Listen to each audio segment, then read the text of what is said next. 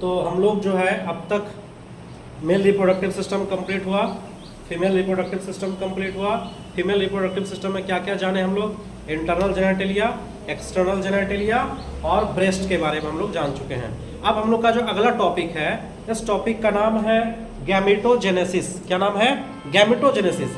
जैसा कि आप देख सकते हैं गैमेटोजेनेसिस में दो वर्ड छिपा हुआ है, एक है गैमेट और दूसरा है जेनेसिस। गैमेट का मतलब होता है युग्मक। क्या बोलते हैं? युग्मक, नर युग्मक और मादा युग्मक। जेनेसिस का मतलब होता है बनना, यानी युग्मकों का बनना। हमारे बॉडी में जो युग्मक बनता है, स्पर्म बनता है, महिला के बॉडी में जो ओवम बनता है, ये जो बनने की प्रोसेस है, इसी प्रोसेस को हम लोग कहते हैं गैमेटोजेनेसिस कहते हैं। तो पॉइंट पे आते हैं, लिखा हुआ है जर्म सेल से। पहला पॉइंट तो यही हुआ कि गैमेट कौन से सेल से बनता है, तो बोलेंगे जर्म सेल से। अब सवाल है कि जर्म सेल कहां पाया जाता है, तो जर्म सेल कहां पाया, इसको जानने के लिए पहले यह जानना होगा कि गैमेट कहां बनता है। गैमेट कहां बनता है? टेस्टिस के अंदर बनता है, तो जाहिर सी बात है कि जो जर्म सेल है वो टेस्टिस के अंदर होगा। ओवम कहां बनता है? ओवरी के अंदर, तो भी जाहिर सी बात है कि जर्म सेल ओवरी के अंदर ही होगा। यानी जर्म सेल जो होते हैं वो टेस्टिस और ओवरी के अंदर पाए जाते हैं।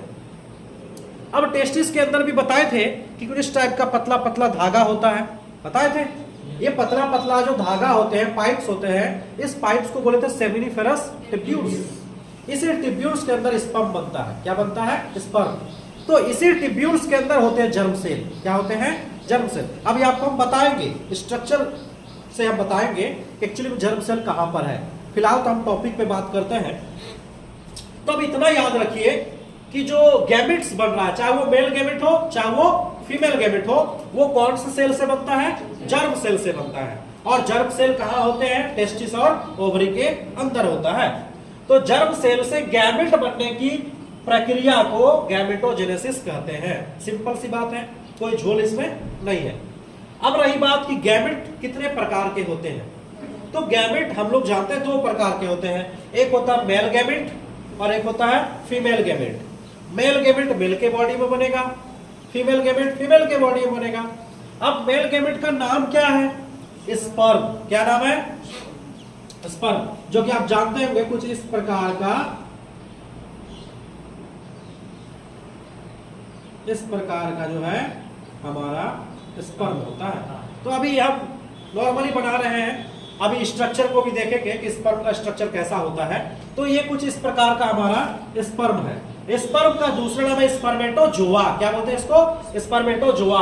और फीमेल गैमेट को हम क्या कहते हैं? ओवम कहते हैं। आप इसको ओवम भी बोल सकते हैं या अनफर्टिलाइज्ड एग बोल सकते हो। क्या बोल सकते हो? अनफर्टिलाइज्ड एग, यानी एग है लेकिन कैसा एग है? अनफर्टिलाइज्ड। अभी वो फर्टिलाइजेशन के प्रोसेस में नहीं गया है। अगर फर्टिलाइजेशन का प्रोसेस चल जाए तब तो वो ओवन है, बल्कि जाइगोट कहलाएगा। वो क्या कहलाएगा? जाइगोट। अभी वो निषेचन नहीं हो चुका है, या हिंदी बोलते हैं अनिषेचित अंडा। कैसा अंडा? अनिषेचित अंडा। अनिषेचित का मतलब अभी निषेचन की प्रोसेस नहीं हुआ है। तो गैमेट कितने प्रकार के होंगे? दो प्रकार के, मेल गैमेट और फीमेल गैमेट। आपसे पूछेगा नेहा फीमेल गैमेट का नाम बताओ, क्या बताओगी? ओवम बताओगी। अच्छा, ओवम कहां बनता है? जगह का नाम बताओ। मारेंगे एग्जाम्पल, नहीं पता, अभी अभी बताए। ओवम कहां बनता है फीमेल के बॉडी के अंदर में? तुम्हारे बॉडी के अंदर कहां बन रहा है ओवम? अंडाशय के अंदर, ओवरी के अंदर। तो खुद नहीं जानती है, अभी तो बताए तुरंत। तुम बताओ उल्टी, स्पर्म कहां बनता है? स्पर्म का आते देखो, स्पर्म जो है शुक्राणु के अंदर बनता है। हाय रे भगवान, हम तो माथा पटक पटक के जान दे देंगे रे, जैसा तुम लोग का स्थिति है।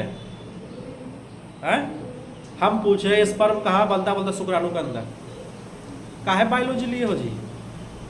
बायोलॉजी का नाम खराब कर दोगी तुम। 12th में आ गई हो और हम एक सवाल पूछ रहे हैं कि स्पर्म कहाँ बनता है, तो बोलते शुक्राणु के अंदर। दिक्कत हो जाएगा। ऐसा कभी गलती से मैं बोल रहा हूं, ठीक है? खत्म, महा खत्म का तरह स्थिति हो गया तुम्हारा। स्पर्म का ही दूसरा नाम है शुक्राणु, हिंदी में बोलते हैं उसको। तुम बताओ पल्लवी, स्पर्म कहाँ बनता है? टेस्टिस के अंदर। देखो कितना इजी चीज है, इस रॉकेट साइंस पढ़ा रहे हैं हम कि कैसे हवाई जहाज उड़ता है, कैसे प्लेन उड़ता है, छोटा छोटा नाम बता रहे हैं। कुछ है जी समझने का इसमें, बस नाम याद करना है। उसमें से भी स्पर्म रहता है शुक्राणु के अंदर। बताओ ये स्थिति आ चुका है। तो स्पर्म का दूसरा नाम क्या है? स्पर्मेटोजोआ। ठीक है, ये तो हो चुका है। अब जो गैमेट जहां बनता है, जिस जगह पे बनता है, जैसे कि आप बोले टेस्टिस और ओवरी, तो टेस्टिस और ओवरी को गोनाड कहा जाता है। क्या कहा जाता है? गोनाड। अब आपसे पूछता है बताइए मेल गोनाड का नाम, तो बोलेगा टेस्टिस। फीमेल गोनाड का नाम तो ओवरी। नहीं समझा आपको? तो बोलेगा गैमेट और गोनाड में क्या फर्क है? तो गोनाड एक घर है, गोनाड एक घर है जहां पर कोई चीज बन रहा है। क्या बन रहा है? गैमेट बन रहा है, स्पर्म बन रहा है। अच्छा बताइए गैमेट बड़ा या गोनाड बड़ा? गोनाड। क्योंकि गोनाड के अंदर गैमेट बन रहा है, गोनाड बड़ा हुआ और गैमेट छोटा हुआ। समझी बात को? तो गोनाड, गोनाड मेल गोनाड का नाम क्या हो गया? टेस्टिस, और फीमेल गोनाड का नाम ओवरी हो गया। अब यहां तो चर्चा हो गया, गैमेट जान गए, गोनाड जान गए। अब गैमेटोजेनेसिस जो है, अच्छा हम बोल रहे गैमेट हम सिर्फ बोले गैमेट, तो जब हम सिर्फ गैमेट बोल रहे हैं तो तुम्हारे दिमाग में स्पर्म का फिगर आ रहा है या ओवम का आ रहा है? बताओ क्यों? ओवम का फिगर क्यों आएगा, स्पर्म का फिगर क्यों नहीं आएगा? दोनों का आएगा। जब हम गैमेट बोल रहे हैं तो गैमेट का मतलब तो ओवम भी हो सकता है, स्पर्म भी हो सकता है। जब हम बोलेंगे स्पर्म तो मेल गैमेट का ही फिगर आएगा। जब हम बोलेंगे फीमेल गैमेट को इमेजिनेशन करो, आंख बंद करो, आंख बंद कर लो अपना, करो ना जी, नहीं आंख बंद करो। आप फीमेल गैमेट का इमेजिनेशन करो, किसका चित्र आया? ओवम का आया। अब एक बार आंख बंद करो, गोपाल सर को याद करो, गोपाल सर का इमेज आया। तो मतलब हम लोग जिसके बारे में जानते हैं, जिसको देखे हैं, तो उसका आंख बंद करने से भी क्या आता है? उसका दृश्य आ जाता है नजरों के सामने में। अब जिसको नहीं देखे हैं उसको आंख बंद करके बोलो, आएगा कुछ? कुछ नहीं आएगा। क्योंकि जिसको हम देखे हैं, जिसके बारे में जानते हैं, जिसके बारे में सुन चुके हैं, आंख बंद करे जैसा करे, हम आंख बंद करके उसको याद कर सकते हैं, उसको अपने नजरों के सामने में देख सकते हैं। तो हाँ, आंख खोल के भी तो देखबे करेंगे बाबू। तो मेरा कहने का मतलब फीमेल गोनाड जब भी बोले तो दिमाग में क्या आना चाहिए? ओवरी। मेल गोनाड बोलेंगे दिमाग में क्या आना चाहिए? टेस्टिस। गैमेटोजेनेसिस दो प्रकार के होते हैं, एक होता है स्पर्मेटोजेनेसिस। क्या होता है? स्पर्मेटोजेनेसिस। और एक होता है oogenesis। स्पर्मेटोजेनेसिस में नाम लगाओ स्पर्म, स्पर्मेटोजेनेसिस में दो लगा, स्पर्म प्लस जेनेसिस। तो स्पर्म के बनने की प्रक्रिया को स्पर्मेटोजेनेसिस, ओवम के बनने की प्रक्रिया को oogenesis। मैं समझा बात को?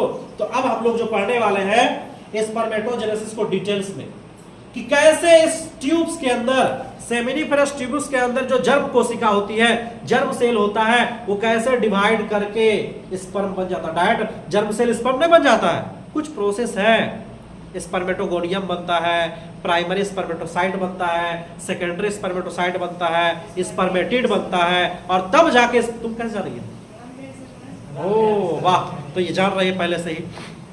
फिर जाके स्पर्मेटोजोआ बनता है। तो लंबा प्रोसेस है, वो सारे प्रोसेस को हम एक एक करके जानेंगे। आप स्पर्मेटोजेनेसिस और oogenesis लगभग सेम प्रोसेस है, लगभग। इसमें जो प्रोसेस चलता है इसमें भी वही प्रोसेस चलता है, क्योंकि गैमेट बनने का जो प्रोसेस लगभग सेम है, बस नाम चेंज है। क्या है? और थोड़ा बहुत चेंज है। वो चेंजिंग क्या है हम आप लोगों को बता देंगे। नहीं समझे बात को? तो यहाँ नोट डाउन कर लिए हैं हम लोग। अब देखेंगे कि कैसे स्पर्मेटोजेनेसिस होता है और कैसे oogenesis होता है। इसको नोट डाउन कर लीजिए।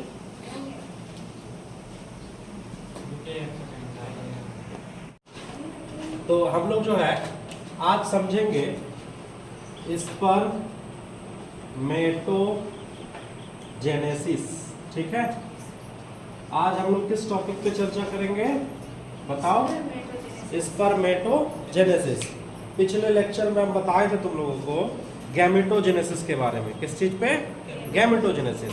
कि गैमेटोजेनेसिस जो होता है वो दो प्रकार के होते हैं, एक होता है स्पर्मेटोजेनेसिस और एक होता है oogenesis। स्पर्मेटोजेनेसिस में किस चीज का निर्माण होगा? स्पर्म का।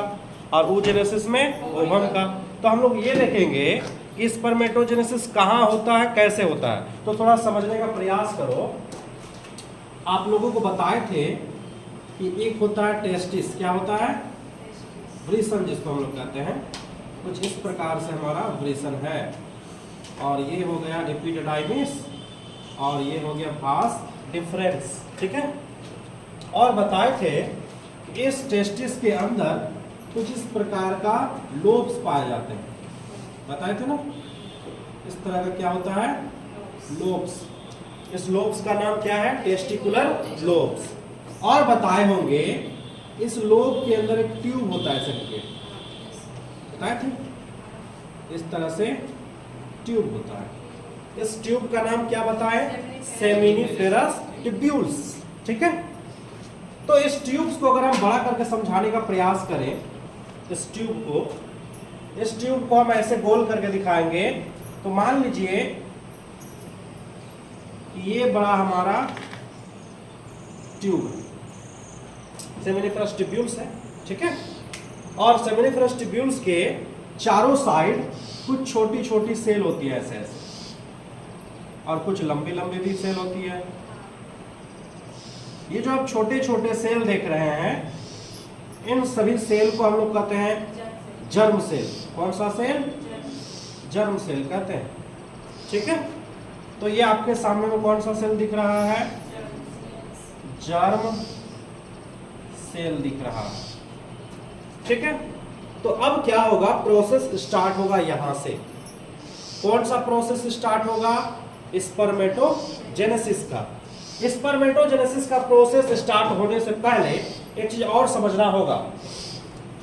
बताए थे तुम लोगों को कि दोनों सेमिनिफेरस ट्यूब्यूल्स के बीच में कुछ सेल्स पाई जाती है ना। उस सेल का नाम क्या बताए थे, लिडिक सेल। कौन सा cell, Leydig cell.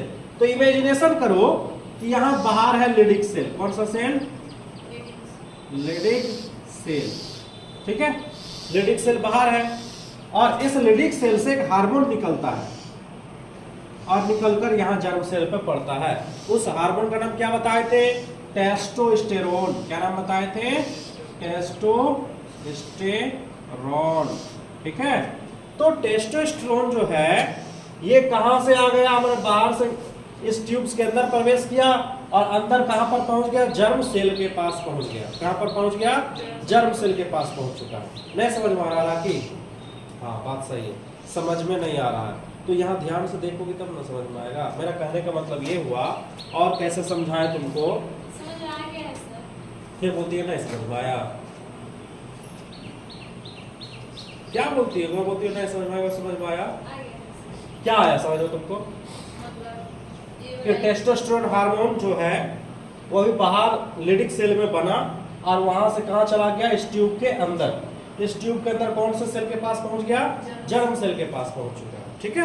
Leydig cell कहां पे होता है, हाँ लिडिक सेल कहां पे होता है, चलो ठीक है। फिर एक लड़का सवाल पूछ दिया कि सर लिडिक सेल कहां होता है। तो आप देखिए कि यहाँ पर कुछ इस प्रकार का ट्यूब्यूल्स है, सेमिनिफेरस ट्यूब्यूल्स है ये, और ये भी सेमिनिफेरस ट्यूब्यूल्स है। तो दो सेमिनिफेरस ट्यूब्यूल्स के बीच में यहां पर है लिडिक सेल। ये कौन सा सेल है, लिडिक सेल है। सवाल पूछता है लिडिक सेल कहां पाया जाता है, तो बोलेंगे between the two seminiferous tubules, दो सेमिनिफेरस ट्यूब्यूल्स के बीच में पाया जाता है लिडिक सेल, ठीक है। अब ध्यान से सुनिएगा, यहां एक हार्मोनल एक्शन को समझेंगे, यानी हार्मोन कैसे काम करता है। ध्यान से सुनो, मान लो ये हमारा ब्रेन है, ये क्या है, ब्रेन है। तो यहां से एक लटका हुआ ग्रंथि जिसको हम पीयूष ग्रंथि कहते हैं, क्या कहते हैं, पीयूष ग्रंथि। पिट्यूटरी ग्लैंड, क्या कहते हैं, पिट्यूटरी ग्लैंड। यहां से एक हार्मोन निकलता है, उस हार्मोन का नाम है FSH। ध्यान से सुनोगे, क्या नाम है, FSH। कहां से निकलता है, पीयूष ग्रंथि से निकलता है। अभी स्पर्मेटोजेनेसिस स्टार्ट नहीं हुआ, मान लो स्पर्म बनना स्टार्ट नहीं हुआ, अभी हार्मोन का निकलना स्टार्ट हुआ है। FSH जैसे यहां से निकला, ये निकल के चला गया इस ट्यूब के अंदर। कहां चला गया, ट्यूब के अंदर, सेमिनिफेरस ट्यूब्यूल्स के अंदर। और सेमिनिफेरस ट्यूब्यूल्स के अंदर जो ये सर्टोली सेल देख रहे हैं, लंबा वाला का नाम क्या है इसका, सर्टोली सेल। तो जैसे ये सर्टोली सेल के अंदर जाता है, तो इमेजिनेशन करो कि ये सर्टोली सेल है, ये सर्टोली सेल है। तो सर्टोली सेल पे कौन पड़ा, FSH। देन क्या हुआ, ये सर्टोली सेल एक हार्मोन रिलीज किया।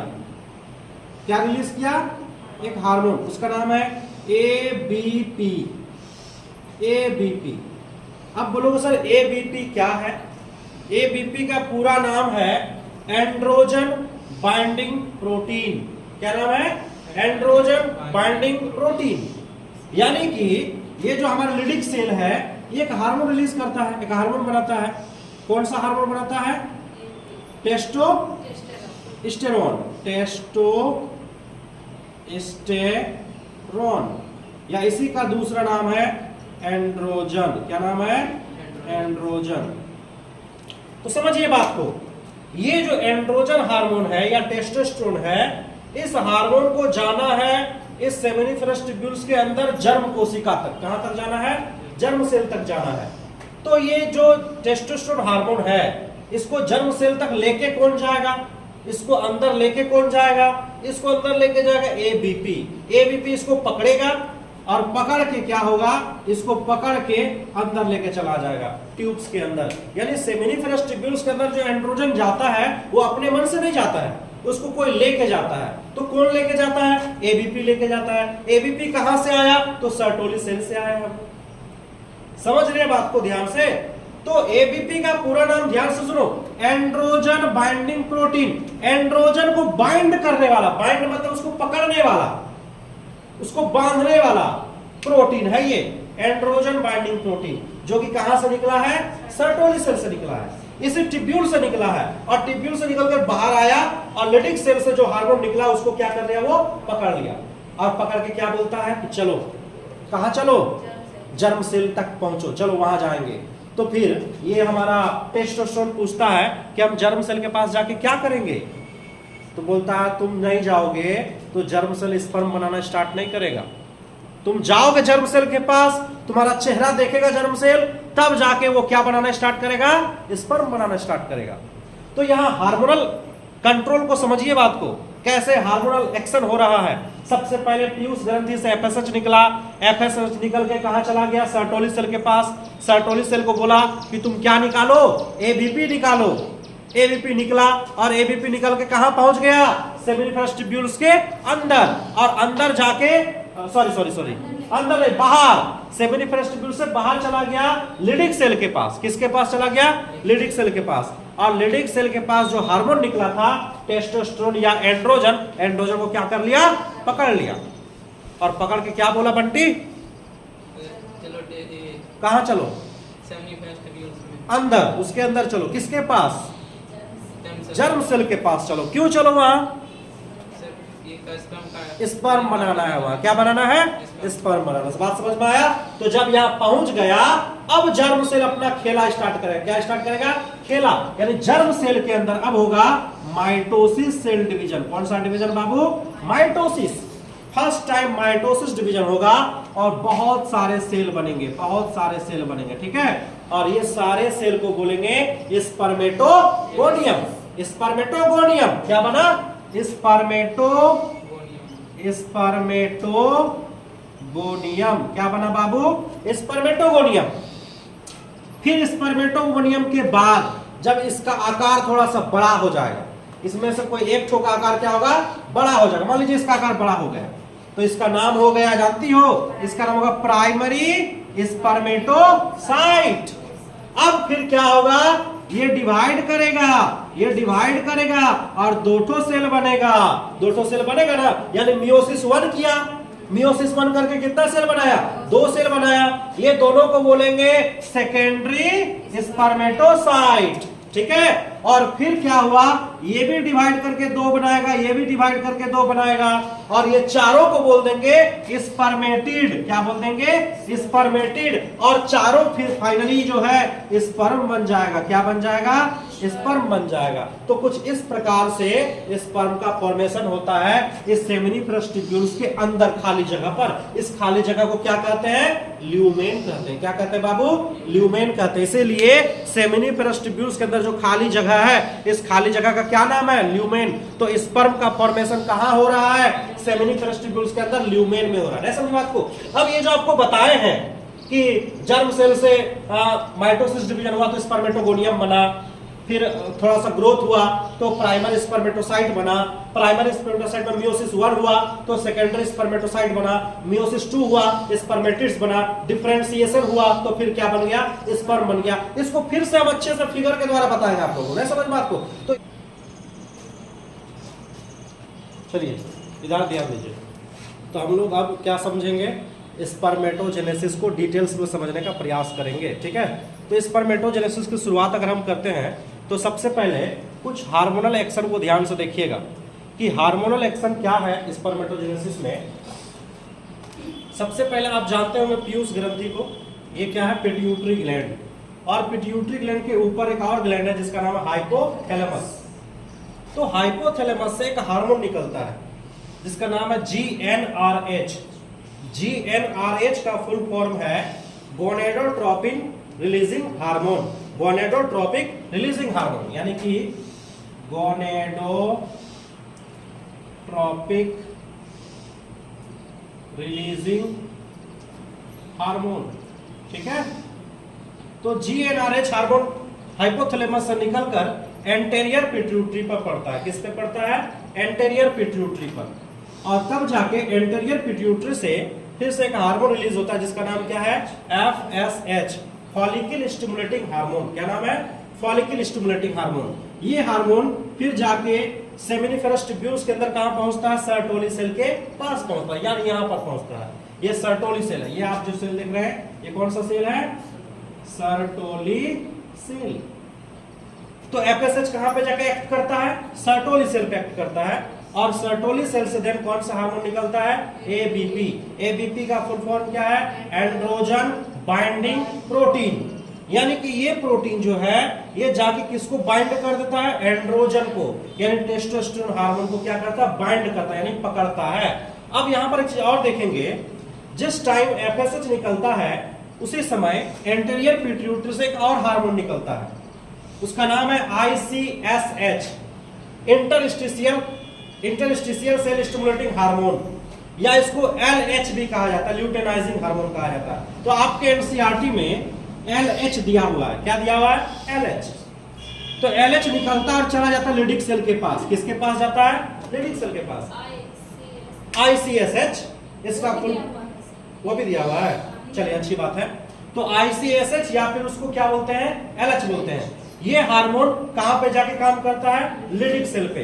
जैसे लिडिक सेल पे पड़ेगा तो लिडिक सेल कौन सा हार्मोन निकाल देगा, टेस्टोस्टेरोन या फिर एंड्रोजन, और इसको कौन पकड़ लेगा, ABP क्या कर लेगा, इसको पकड़ लेगा। ABP क्या कर लेगा, इसको पकड़ लेगा। ABP का नाम ही तो है एंड्रोजन बाइंडिंग प्रोटीन। ये कैसा प्रोटीन है, एंड्रोजन को बाइंड करने वाला प्रोटीन। अब जैसे एंड्रोजन को बाइंड कर लिया तो ये एंड्रोजन कहां पहुंच जाएगा, जर्म सेल के पास। कहां पहुंच जाएगा, जर्म सेल के पास। ये जो आप स्ट्रक्चर देख रहे हैं एक सर्कुलर स्ट्रक्चर है, एक ऐसा स्ट्रक्चर है सर्कुलर, यानी सेमिनिफेरस ट्यूब्यूल्स का काटा हुआ स्ट्रक्चर है। ऊपर वाला पार्ट से क्या कर दिए, काट दिए। ये जो आप ट्यूब देख रहे हैं ना सेमिनिफेरस ट्यूब्यूल्स, इसी के अंदर तो स्पर्म बनता है ना, इसको हम अंदर से देखेंगे तो इसको थोड़ा सा काट दिए, सिर्फ ऊपर वाला पोर्शन दिखा रहे हैं।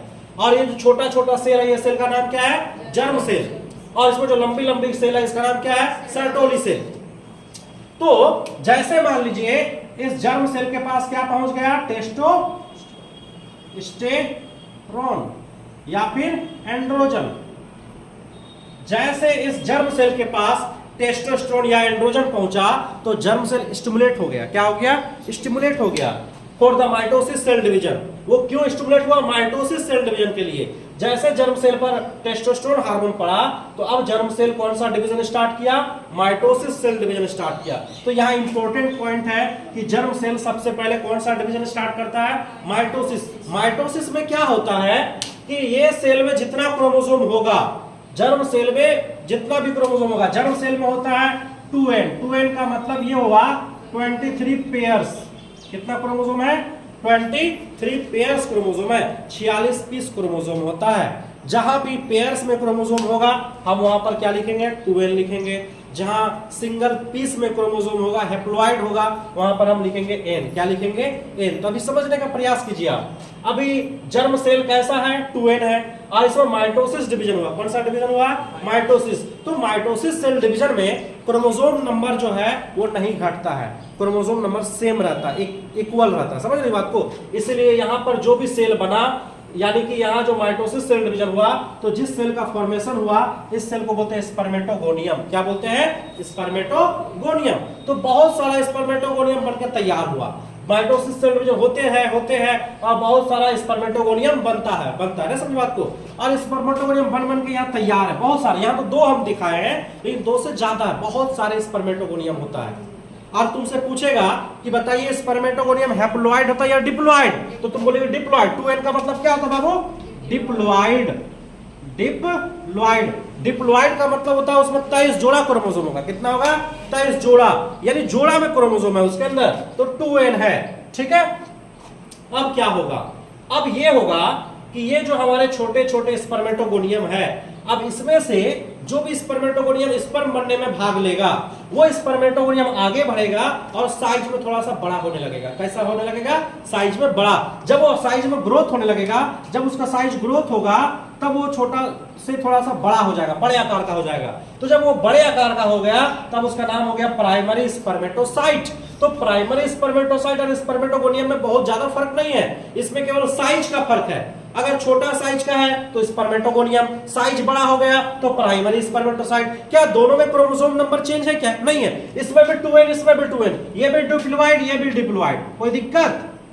दोनों का दोनों क्या है डिप्लॉइड है। प्राइमरी स्पर्मेटोसाइट भी डिप्लॉइड और स्पर्मेटोगोनियम भी डिप्लॉइड, कोई दिक्कत यहां तक समझने में नहीं ना।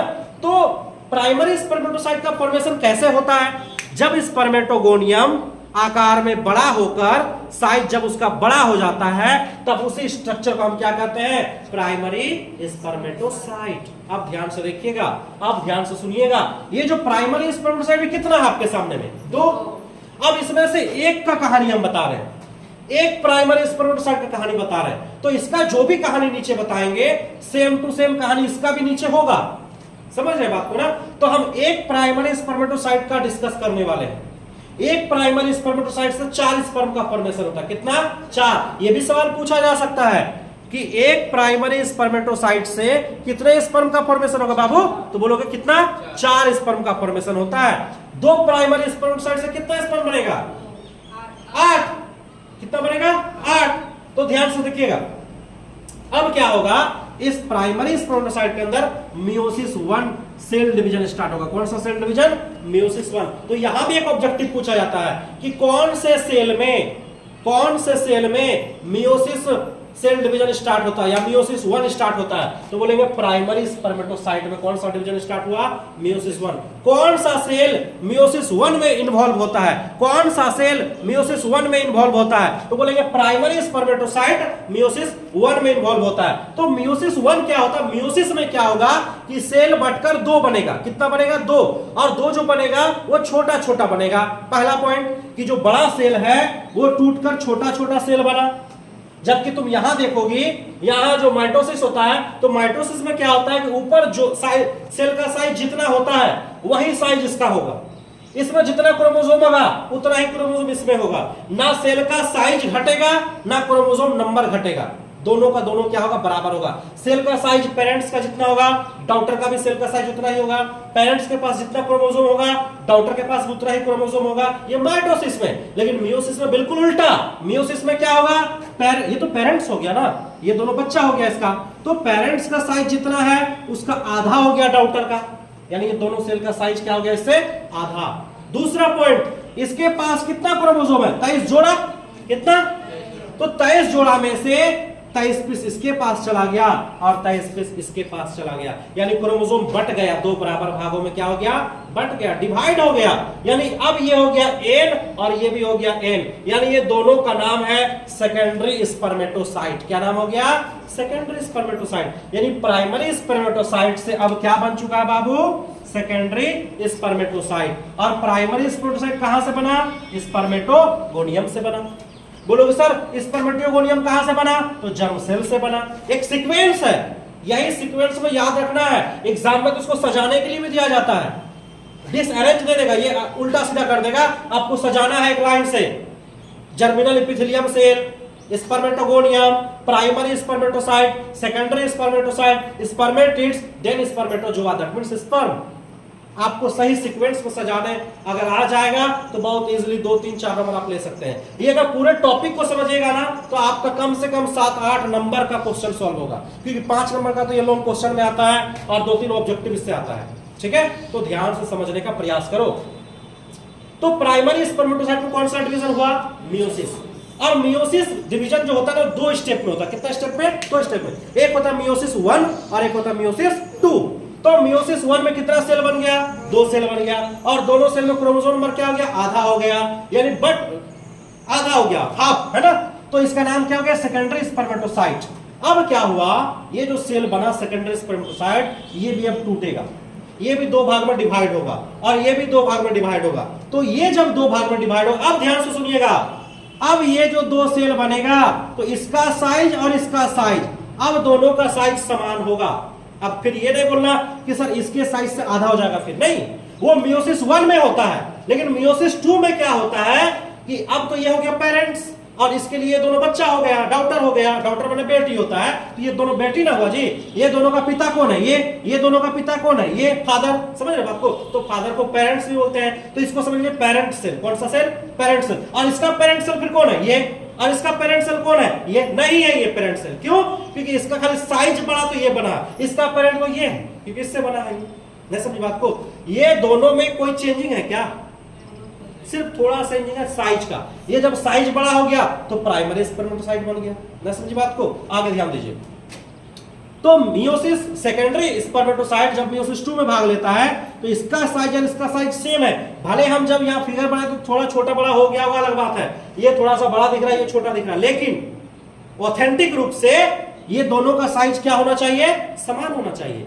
इसके पास जितना क्रोमोसोम होगा इसके पास भी उतना ही क्रोमोसोम होगा। अच्छा, इसके पास कितना क्रोमोसोम बताओ बंटी? 23 पीस, यानी कि एन है ये। तो ये भी कितना होगा? एन। ये भी कितना होगा? एन। ये भी क्या है? एन। तो ये भी क्या होगा? एन। और ये भी क्या होगा? एन। यानी कि बिल्कुल इसके पास जितना क्रोमोसोम है सेम टू सेम इसके पास भी क्रोमोसोम है। तो यानी तुम समझोगी मियोसिस 2 जो है ना, ये सेम टू सेम माइटोसिस के जैसा। किसके जैसा है? माइटोसिस के जैसा। मियोसिस 2 को माइटोसिस सेल डिवीजन के बराबर माना गया है। बोलोगे सर कैसे? ठीक है, देखिए ध्यान से मिलेगा। माइटोसिस सेल डिवीजन में क्या हुआ? पेरेंट्स के पास जितना क्रोमोसोम है डॉटर के पास उतना ही। इसके पास 23 जोड़ा तो इसके पास भी 23 जोड़ा। यहां पर वही कंडीशन, इसके पास 23 पीस है तो इसके पास भी 23 पीस। बराबर हुआ कि नहीं हुआ? दूसरा, यहां जो साइज होगा सेल का वही साइज इसका भी होगा, स्पर्मेटोगोनियम का। ठीक उसी प्रकार सेकेंडरी स्पर्मेटोसाइट का जो साइज है वही साइज ये वाला सेल का भी है। तो यानी कि मियोसिस 2 को माइटोसिस के बराबर रखा गया। कौन से चीज को बराबर? माइटोसिस। तो कौन से मियोसिस को? 1 को या 2 को? किस 2 को किसके बराबर रखा गया? माइटोसिस सेल डिवीजन के बराबर रखा गया। समझ रहे बात को ना? इसीलिए इसको इक्वेशनल डिवीजन कहा जाता है। इक्वेशन का मतलब हुआ बराबर डिवीजन। बराबर क्या बोलते हैं? बराबर। यानी यहां पर क्रोमोसोम नहीं घटता है। क्रोमोसोम कहां घट रहा है? मियोसिस 1 में या मियोसिस 2 में? 1 में, क्योंकि यहां 23 जोड़ा, यहां कितना हो चुका? 23 पीस। तो कौन सा मियोसिस में क्रोमोसोम घटता है? 1 या 2? तो 1। इसीलिए मियोसिस 1 को रिडक्शनल डिवीजन कहा जाता है बाबू। क्या कहते हैं? रिडक्शनल। क्या कहते हैं बाबू? Reductional division. बोलोगे सर रिडक्शनल डिवीजन मतलब क्या होता है? रिडक्शन मतलब घट जाना। क्रोमोसोम का नंबर जब घट जाता है तो इसको क्या कहते हैं? रिडक्शनल डिवीजन कहते हैं। और कौन से मियोसिस को रिडक्शनल डिवीजन कहते हैं? मियोसिस 1 को कहते हैं। क्या मियोसिस 2 में क्रोमोसोम नंबर घटता है? नहीं घटता है। पेरेंट्स के पास जितना होता है डॉटर के पास भी उतना ही होता है। तो फिलहाल मियोसिस 2 जब हुआ तो कौन सा सेल बना हमारा? स्पर्मेटिड्स बना। तो यहां भी एक सवाल है कि स्पर्मेटिड का फॉर्मेशन कौन से मियोसिस में होता है? बोलेंगे मियोसिस 2 के बाद स्पर्मेटिड बनता है।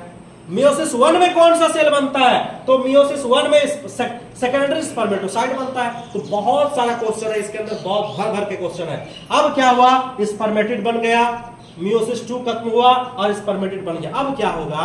इसके अंदर ये सेल में अब जुड़ेगा टेल, क्या जुड़ने वाला, टेल, पूंछ जुड़ने वाला है, स्पर्म बनेगा ना। स्पर्म तो एक सेल है, समझ लीजिए सेल बन चुका है, स्पर्म बन चुका, लेकिन इसको गति करना है, इसको मूव करना है। अब इसके बॉडी में थोड़ा सा परिवर्तन होगा, इसके बॉडी में थोड़ा डेवलपमेंट होगा, इसके बॉडी में थोड़ा डिफरेंशिएशन होगा, माने परिवर्तन होगा। तो अब क्या होगा, इसमें थोड़ा थोड़ा करके क्या जुड़ जाएगा बाबू, पूंछ जुड़ जाएगा। जब पूंछ जुड़ जाएगा इस प्रोसेस को बोलते हैं डिफरेंशिएशन, क्या बोलते हैं, डिफरेंशिएशन। और पूंछ जब जुड़ जाएगा तो ये क्या बन जाएगा, स्पर्म बन जाएगा। तो देखिए स्पर्म बन चुका है, स्पर्मेटोजोआ बन चुका है। स्पर्म का ही दूसरा नाम क्या है, स्पर्म। तो कुछ इस प्रकार से हमारा स्पर्म का फॉर्मेशन होता है। एक चीज और देख लीजिए, अब ये जो पूरा प्रोसेस चला ये 3 स्टेप में चला। कितने स्टेप में, 3 स्टेप में। यानी यहां से लेकर यहां तक जो स्पर्मेटोजेनेसिस हुआ, ये पूरे प्रोसेस को क्या बोलते हैं, स्पर्मेटोजेनेसिस। क्योंकि स्पर्म बन रहा है, ये 3 स्टेप में हो रहा है। देखिए ध्यान से, सबसे पहले जो माइटोसिस सेल डिवीजन हुआ, यानी जर्म सेल से जो स्पर्मेटोगोनियम बना, इस स्टेज को बोलते हैं मल्टीप्लिकेशन फेज। मल्टीप्लिकेशन क्यों बोलते हैं, क्योंकि मल्टीप्लाई हो रहा है, बहुत सारे स्पर्मेटोगोनियम बन रहा है माइटोसिस डिवीजन से द्वारा। समझ रहे बात को। तो ये पहला फेज क्या हो गया, मल्टीप्लिकेशन फेज। तो पूछेगा स्पर्मेटोजेनेसिस का सबसे पहला स्टेज क्या है, बोलेंगे मल्टीप्लिकेशन फेज। अच्छा, मल्टीप्लिकेशन फेज में कौन सा सेल का निर्माण होता है, बोलेंगे स्पर्मेटोगोनियम का। किसका निर्माण होता है, स्पर्मेटोगोनियम का निर्माण होता है। मल्टीप्लिकेशन फेज में कौन सा डिवीजन होता है, बोलेंगे माइटोसिस डिवीजन होता है। समझ बात को, बहुत तरह का सवाल है, जितना सवाल पूछोगे उतना क्लियर होगा, याद याद हो। इसके बाद जब ये स्पर्मेटोगोनियम आकार में बड़ा हुआ, तब इस स्टेज को बोलते हैं ग्रोथ फेज। क्या बोलते हैं, ग्रोथ फेज। बोले ग्रोथ फेज में क्या चीज का निर्माण होता है, तो ग्रोथ फेज में प्राइमरी स्पर्मेटोसाइट बनता है। नहीं समझी बात को। अब इसके बाद जो फेज हुआ, जहां मियोसिस सेल डिवीजन स्टार्ट हुआ, मियोसिस 1 हुआ, मियोसिस 2 हुआ, इसको बोलते हैं मैचुरेशन फेज। क्या बोलते हैं, मैचुरेशन फेज। बोलेंगे मैचुरेशन फेज कहां से स्टार्ट होता है, तो प्राइमरी स्पर्मेटोसाइट से स्टार्ट होता है। मैचुरेशन फेज में कितने बार मियोसिस होता है, 2 बार। हालांकि कहीं भी मियोसिस 2 बार ही होता है, मियोसिस 1 एंड मियोसिस 2 होता है। तो फाइनली हमारा स्पर्मेटोजेनेसिस कितने स्टेप में कंप्लीट होता है, 3 स्टेप में। नहीं समझी बात को। तो जर्म सेल से लेकर स्पर्म बनने की प्रोसेस को क्या कहते हैं, स्पर्मेटोजेनेसिस कहते हैं। एक चीज ध्यान दीजिएगा, इसको हम थोड़ा इरेज करते हैं, ठीक है। यहां पर समझने वाली बात यह है नेहा, कि जो हमारा एक पॉइंट है स्पर्मेटोजेनेसिस,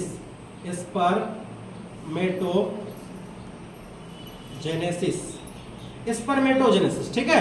और एक पूछता है स्पर्मियोजेनेसिस। दोनों एक दूसरे से अलग है। यहां पर स्पर्मेटोजेनेसिस और यहां स्पर्मियोजेनेसिस। तो बोलता है स्पर्मियोजेनेसिस किसे कहते हैं, तो समझिए बात को, बहुत छोटा सा टर्म है। ये जो आप देख रहे हैं स्पर्मेटिड से स्पर्म बनना, यानी जब स्पर्मेटिड के साथ टेल जुड़ गया और वो क्या बन गया, स्पर्म बन गया, इसी प्रोसेस को कहते हैं स्पर्मियोजेनेसिस। और यहां से लेकर यहां तक ये जो पूरा प्रोसेस चला, ये पूरे प्रोसेस को क्या बोलते हैं, स्पर्मेटोजेनेसिस। अच्छा बताओ, ये दोनों में से कौन सा प्रोसेस बड़ा है, नेहा तुम बताओ, स्पर्मेटोजेनेसिस बड़ा है या स्पर्मियोजेनेसिस? स्पर्मेटोजेनेसिस जो लंबा प्रोसेस है ये जी, और स्पर्मियोजेनेसिस छोटा प्रोसेस है। नहीं समझे राखी, स्पर्मियोजेनेसिस किसे कहते हैं, राखी बताओ तुम, स्पर्मियोजेनेसिस। हाँ, बनने की प्रोसेस को क्या कहते हैं, स्पर्मियोजेनेसिस कहते हैं। कोई दिक्कत यहां तक समझने में? तो ये फाइनली हमारा कंप्लीट होता है स्पर्मेटोजेनेसिस और स्पर्मियोजेनेसिस। आशा करते हैं आप सभी को समझ में आया होगा। जिसको नहीं समझ में आया आप सवाल पूछ सकते हैं, ठीक है।